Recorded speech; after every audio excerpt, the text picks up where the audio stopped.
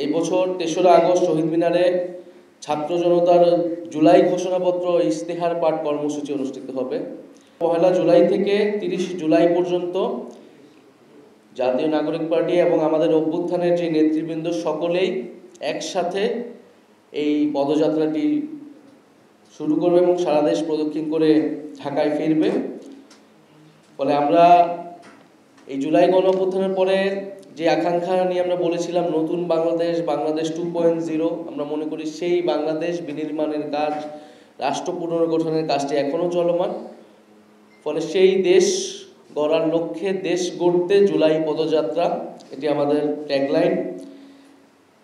এর মধ্যে আমরা 16ই জুলাই যেদিন শহীদ আবু সাঈদ শহীদ হন, এই জুলাই গণঅভ্যুত্থানের প্রথম শহীদ, এবং তার শহীদ হওয়ার মধ্য দিয়েই আমাদের যে জুলাই গণঅভ্যুত্থান শহীদের যে মিছিল, সেই মিছিলটি আসলে শুরু হয়েছে। ফলে সেই দিনকে আমরা বৈষম্য বিরোধী শহীদ দিবস হিসেবে পালন করব এবং সারা দেশে শহীদদের জন্য দোয়া মাহফিল এবং স্মরণসভা অনুষ্ঠিত হবে। বৈষম্য বিরোধী শহীদ দিবস 16ই জুলাই। আমরা ৩রা আগস্ট, আপনারা জানেন যে ৩রা আগস্ট শহীদ মিনারে ফ্যাসিবাদ বিরোধী ১ দফা দিবস ঘোষণা হয়েছিল।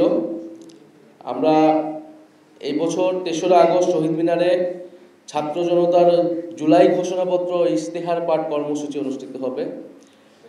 আপনারা জানেন যে জুলাই ঘোষণাপত্র যেটি সরকারের দেওয়ার কথা ছিল, আওয়ামী লীগ নিষিদ্ধের আন্দোলনের প্রেক্ষিতে ৩০ কার্যদিবস বলা হয়েছিল, সেই ৩০ কার্যদিবস পার হয়ে গিয়েছে, কিন্তু সরকার কোনো ধরনের উদ্যোগ আমরা দেখিনি।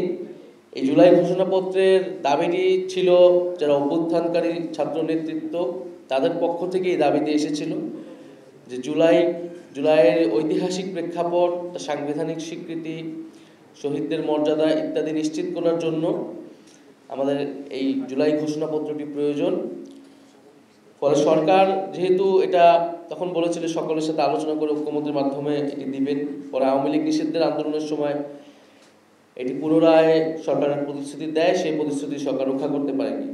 ফলে আমরা মনে করি যে অভ্যুত্থান ছাত্র জনতা করেছেন এবং এই ঘোষণাপত্র আমরা ছাত্র জনতাকে সাথে নিয়ে তাই ৩রা আগস্ট এই ছাত্র জনতার জুলাই ঘোষণাপত্র এবং ইশতেহার কর্মসূচি রাখছি। সারা বাংলাদেশের মানুষের আকাঙ্ক্ষা, তাদের প্রত্যাশা শুনে তাদেরকে সাথে নিয়ে আমরা ৩রা আগস্ট শহীদ মিনারে ছাত্র জনতার জুলাই ঘোষণাপত্র এবং ইশতেহার পাঠ করব।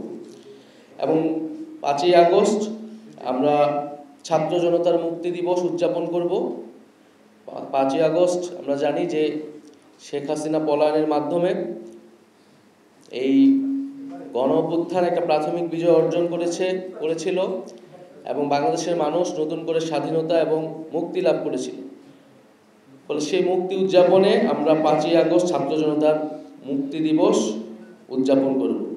আমি যদি সংক্ষেপে আরেকবার বলি, 1 জুলাই থেকে 30 জুলাই দেশ গড়তে জুলাই পদযাত্রা, এর মধ্যে 16ই জুলাই বৈষম্য বিরোধী শহীদ দিবস পালিত হবে।